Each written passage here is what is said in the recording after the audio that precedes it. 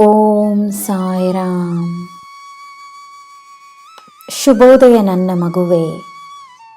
ನಿನ್ನ ಮನಸ್ಥಿತಿಯನ್ನು ನಾನು ಚೆನ್ನಾಗಿ ಅರಿವೆನು. ಸಮಯ ನಿನಗೆ ಸಾಧಕವಾಗಿದೆ. ಜೀವನ ನಿನಗೆ ಸಾಧಕವಾಗಿದೆ. ಎಲ್ಲ ದೇವರು ದೇವತೆಗಳು ನಿನಗೆ ಸಾಧಕವಾಗಿದ್ದಾರೆ. ನಿನ್ನ ಪುಣ್ಯಗಳು ನಿನಗೆ ಸಾಧಕವಾಗಿವೆ. ನಾನು ನಿನ್ನ ಜೊತೆಯೇ ಇದ್ದೇನೆ.